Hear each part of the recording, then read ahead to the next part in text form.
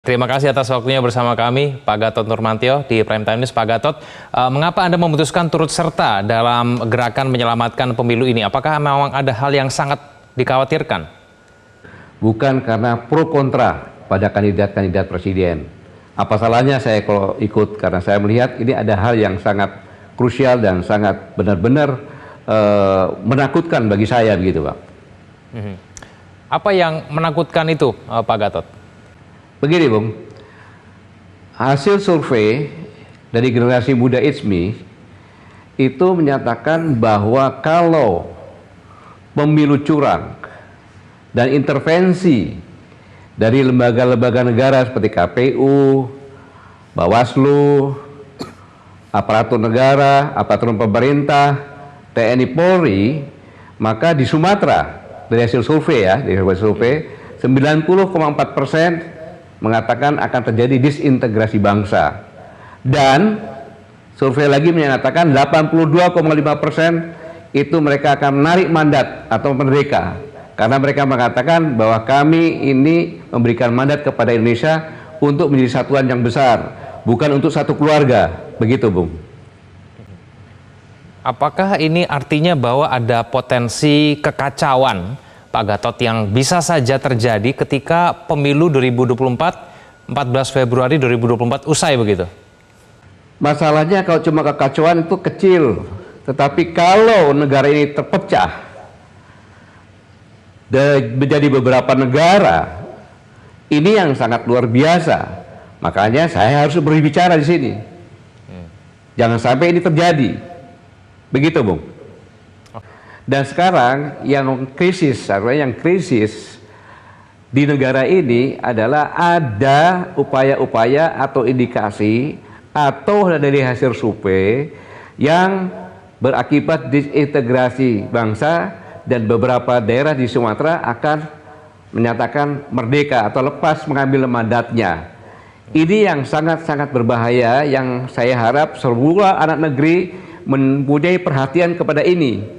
Kalau itu dilakukan, terjadi intervensi, cawe-cawe, kecurangan yang dilakukan oleh pemerintah, aparatur pemerintah, KPU, Bawaslu, TNI, dan Polri.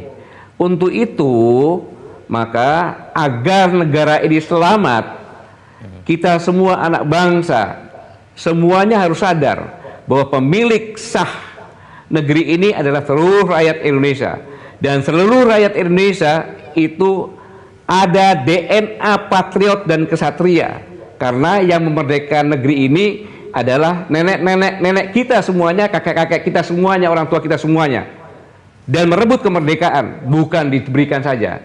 Untuk itu maka saya bangkitkan lagi DNA kesatria dan patriot untuk menjaga agar negara ini tidak tercabik-cabik, agar kesultanan kerajaan yang di 43 ini yang memberikan mandatnya untuk menjadi kesatuan yang besar itu tidak menarik mandatnya lagi. Maka semua harus berani mengatakan bahwa apabila ada yang curang, apabila yang tidak netral, apabila yang ikut intervensi, baik itu dari kepala desa sampai ke presiden, dari prajurit rendah sampai dengan Panglima TNI, dari Bayangkara rendah sampai Kapolri, ikut cawe-cawe, maka itu adalah pengkhianat negara yang membiarkan negara ini akan tercabik-cabik dan terpecah-pecah. Itulah yang harus kita sama-sama bangkit. Maka katakan, mari kita bentuk posko siaga, Indonesia Siaga, di mana kita semuanya bersama-sama, semuanya termasuk kepala desa, Babinsa, Babin Kaptipmas, semuanya bersama-sama menjaga dan melihat jangan sampai ada kecurangan. Begitu Bang. Pak Gatot, apakah memang keadaan seperti tidak netral, cawe-cawe, apakah memang hal-hal itu yang terjadi pada saat ini? Dan kemudian apa indikasinya sehingga kemudian Pak Gatot yakin bahwa ada potensi perpecahan di negara kita nanti pasca pemilu kalau ini dibiarkan berlanjut begitu? Bang, ini sudah terlihat di depan mata, mulai dari undang-undang yang mengatakan bahwa kan undang-undang bahwa pejabat publik, bupati, wali kota, gubernur dipilih secara langsung. Tapi ini PJ bisa sampai 2 tahun. Dan kemudian sekarang ini 50% lebih adalah baik gubernur, wali kota itu adalah PJ. Apa maksudnya? Ini adalah strategi untuk supaya bisa mengendalikan. Buktinya ketika rapat bupati, wali kota, gubernur, ketika ditanya, dievaluasi berapa lama Mendagri, setiap 3 bulan.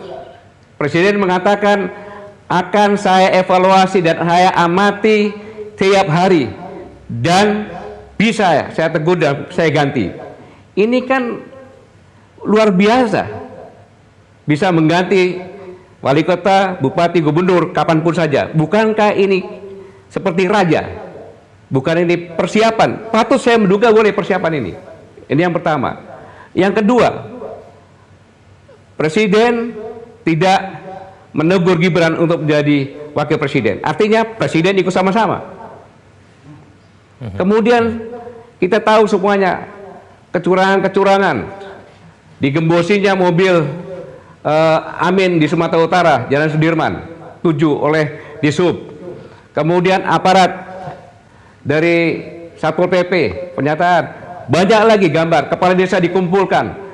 Ini bukan saya saja, di pelosok-pelosok dari survei dari generasi muda ISPI menyasar semuanya, dan mereka mengerti itu, melihat, dan sangat berbahaya. Bahkan dunia internasional mengatakan untuk mengetahui hasil pemilu di Somalia itu perlu waktu 20-30 hari, di Amerika 2-3 hari, yang paling efektif Indonesia 1 bulan sebelumnya udah tahu. Ini anekdot di luar negeri loh. Inilah yang sama-sama saya mengajak sebagai anak negeri yang bertanggung jawab, pemilik negeri ini, kita bersama-sama siaga agar ini jangan terjadi dan negeri ini bisa melakukan pemilu dengan jujur, adil, luber, dan tidak terjadi apapun juga.